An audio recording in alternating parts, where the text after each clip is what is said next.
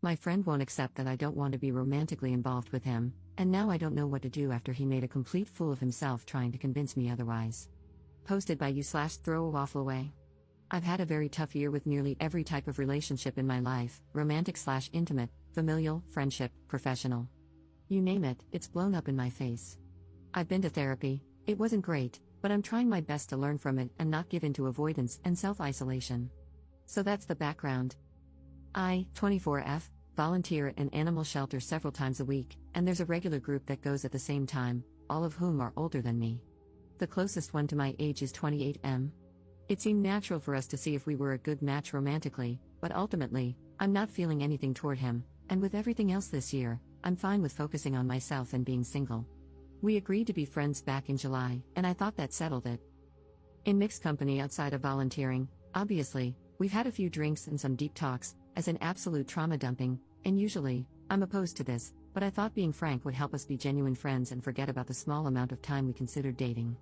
Well, it turns out that over the past couple of months of having occasional conversations like this, it's only served to make his feelings stronger.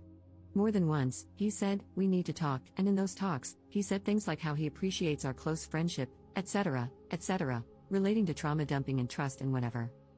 Well, last week, during one of our little parties, I was joking about having a crush on someone at work. I wouldn't say it's a real crush, we've never spoken, and I'm certainly not trying to initiate anything, and 28M burst out that he's attracted to me and that I should stop talking about things like that.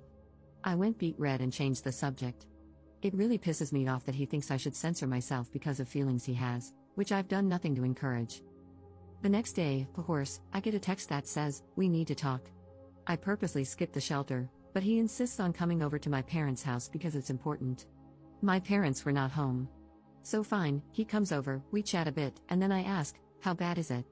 He launches into some of his romantic history and how it's so rare to have feelings this strong and that I light up his day, blah blah blah. Excuse me for being callous, but I've heard this all before. He wants sex. That's what every single relationship and friendship I've had with men boils down to. 28M starts crying because I won't just force myself to be with him. I offer him a tissue, and he sniffs and asks for a band-aid instead because he fell earlier and scraped his knee. Oh my god, it probably sounds like I'm shaming him for being unmanly, but honestly, I don't care about gender. If anyone came to my house crying because they've known me for 3 months and started begging me to get over myself and F them, and then asked for a band-aid for the smallest scratch I've ever seen, I think they were pathetic. My reaction to this situation is universal, I assure you. I was nicer in person than I'm being here, but I don't believe for a minute that I can continue our friendship as it was. Knowing he's this desperate to get me in bed and literally willing to grovel for it, I can't find an ounce of respect for him anymore, and having been around desperate men before, I don't trust him or feel safe. He's latched onto one of my favorite hobbies, crochet, weird, right, and is trying to make plans incorporating that, but crochet is my favorite way to clear my mind alone. It's pretty obvious that despite everything I've said to him, he's betting on patience and ingratiating himself to me by asking me to teach him and make things together. He's playing the long game to get his willy wet. I don't want to have to stop volunteering here to get away from him, and what I learned in therapy encourages me to get past this to maintain the friendship. Am I insane for being this skeptical of his true intentions? Is there anything else I can do to reduce his attraction, or is my pre-therapy instinct right to GTFO ASAP? Relevant comments. Commenter. This guy isn't your friend.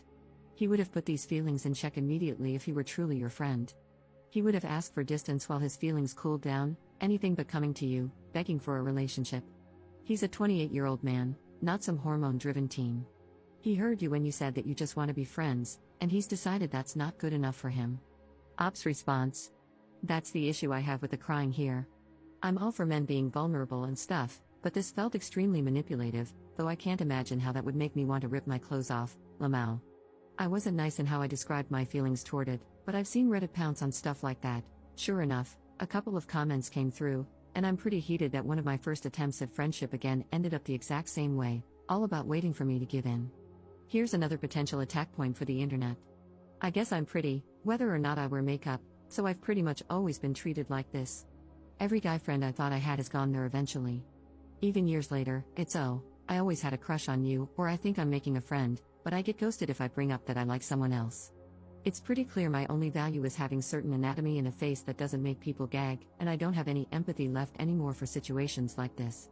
He never specifically said he wanted to F me, just be with him, but I can't see any possibility that he means me as a human and not a sex doll after dozens and dozens of experiences. Commenter.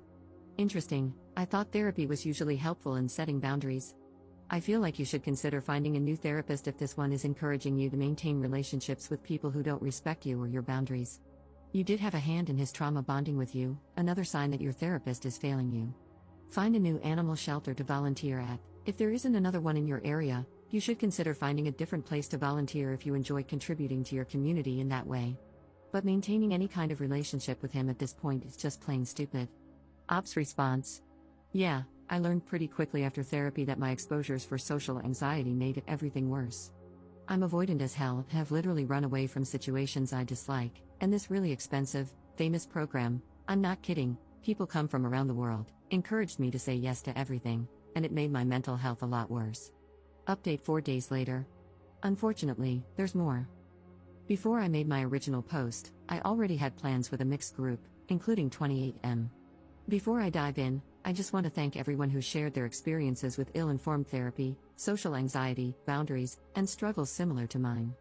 I wish I were in a place where I could trust my gut without outside input, but at least there are kind, encouraging people out there. Unfortunately, the other people canceled, not on purpose, things just fell apart on their end, and I ended up being alone with 28M. It was okay. Later in the day, some of the others did show up, and we were messing around with those TikTok tarot readings, just being silly. Well, when it was my turn, the video that came up, of course, was all about love and romance, and I was like, no way, this makes me want to gag. 28M immediately burst into tears in front of everyone, saying, I wish you had said that the other night, that I make you want to gag. To be fair, there were some shots of booze involved before this, but still.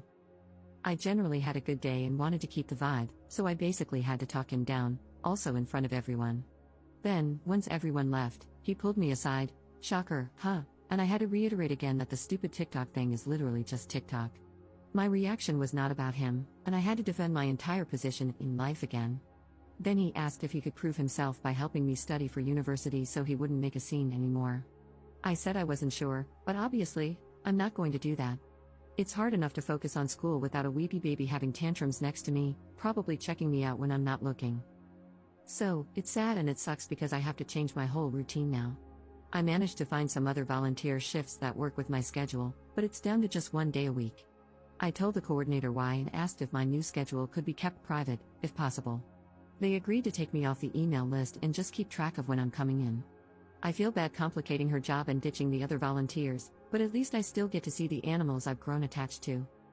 I alluded to this being a pattern in my life in my previous post and comments, but truly, this guy takes the cake. He really believes that every single thing I say revolves around him, like he takes up space in my head. Well, he does, but in a negative way. This week, things seriously escalated on his end, and I'm already tired of it. Surprise, 28M. I've actually lived an entire life without you, and I will continue to do so. Sorry you're so insecure that your life can be totally encompassed by someone else this easily. It's sad, but I doubt he will change. The tactic of cry, then guilt someone into giving me more of what I want is super easy to pull off. He sees every activity I do alone, joyfully, as an opportunity to commandeer that time and make it about him. I was nervous at first that he'd see this. I'm pretty sure he uses Reddit as well, but honestly, I don't care anymore. If he does, maybe seeing my side, because clearly, he cannot listen, might shock him into acting like a normal adult. Top 2 comments. Commenter. This guy is a pathetic creep. Hey, if you stumble across this poor lady's Reddit, please know that countless people, many of them women, think you're a super pathetic creep. You did not deserve to have this guy ruin something you enjoyed, either.